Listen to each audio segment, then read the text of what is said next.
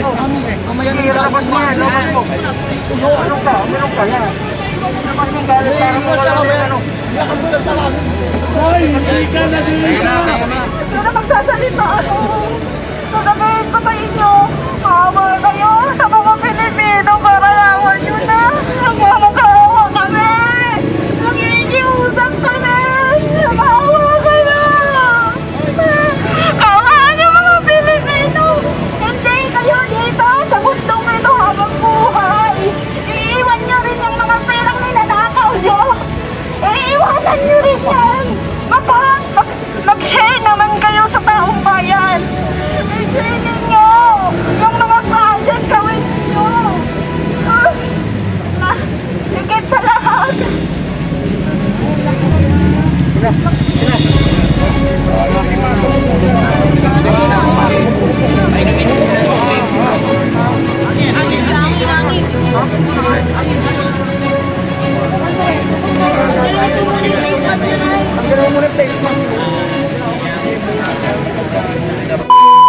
Pero, anong ginawa ng mga kurap? Nakaw ang lahat ng mga pera ng bayan!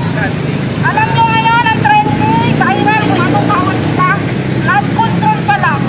Lagi silang nagpera yan, nagpapaktas sa lahat! Ano lahat ng mga Pilipinas? Grabe, magdalakan! Tama! Sobra na! Tama! Tama na! Balikan na! Ulan! Dapat lang! Tama!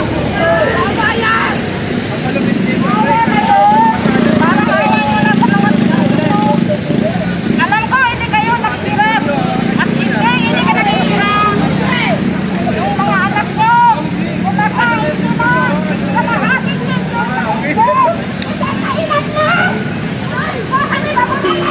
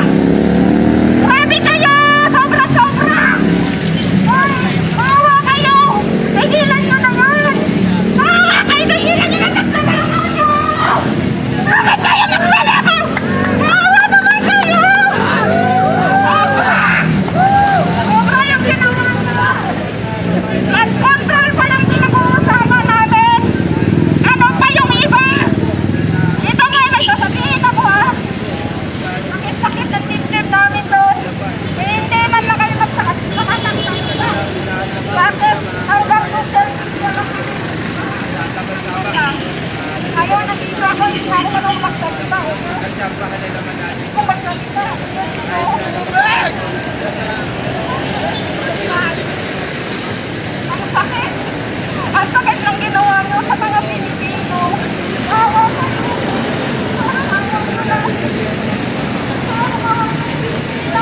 Awa kayo sa Pilipino. Alam nyo kayo? Papakbo kayo sa ibang bansa. Malayas lang kayo kasi.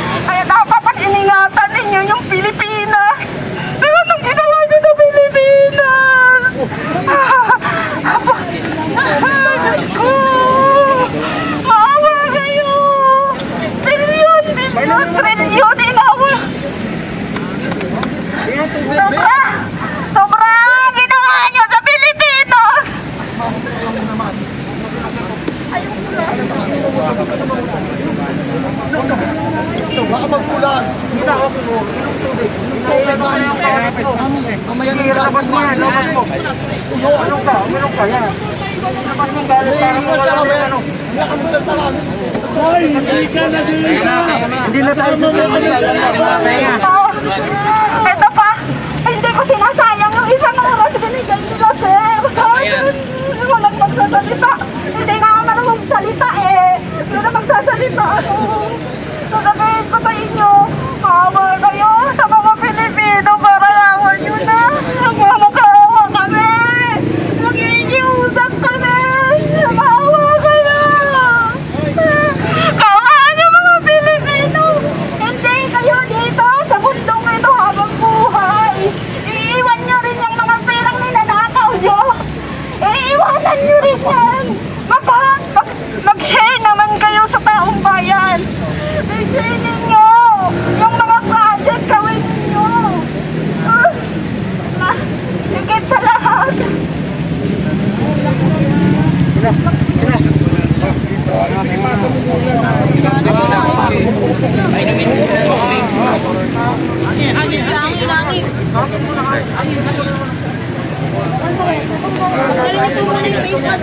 Tanggalin mo muna yung face mask mo. Uwis na taong bayan! Huwag ka mahiya, sila mahiya. Uwis na taong bayan! Wag loaded! Uwis na taong bayan! Wag loaded! Para ho sa lahat, kami ay narito ngayon bilang mga individual, walang kulay. Ang gusto lang namin, pananagutan para sa lahat.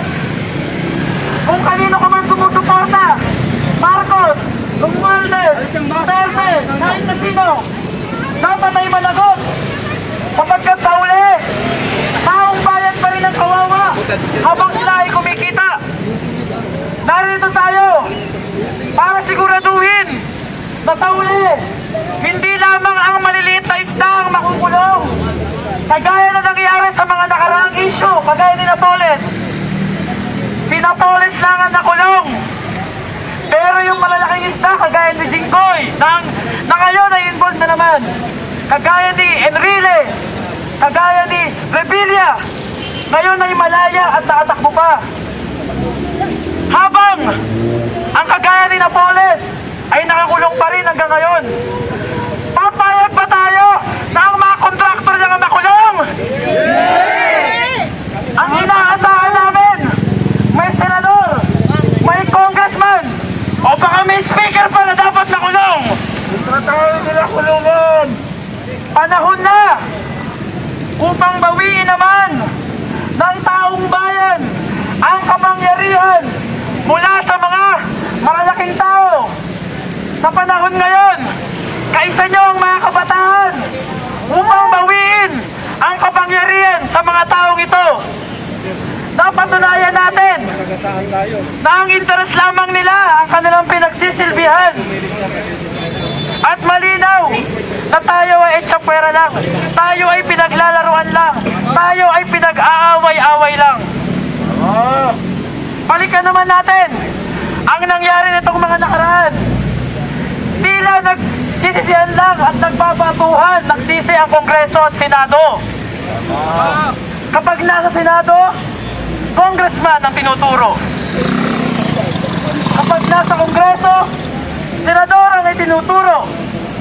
Pero ano ba ang panawagan ng taong bayan? Lahat ay dapat makulong. Pati na ang presidente kung kailangan siyang tignan. Lahat. Yan ang panawagan ng taong bayan. Lahat, walang exception. Kagaya ng pananatili namin ngayon. Mga individual na humihingi lamang ng hustisya. Napakarami na ang nakaramdam at nagising nitong mga nakaraan. Marami sa hanay natin, first time sumali sa mga ganitong pagkilos. Kaya binabati ko ang marami sa inyo. Nasa tama na kayong daan. Huwag na tayong pumikit sapagkat tayo na ay nagising.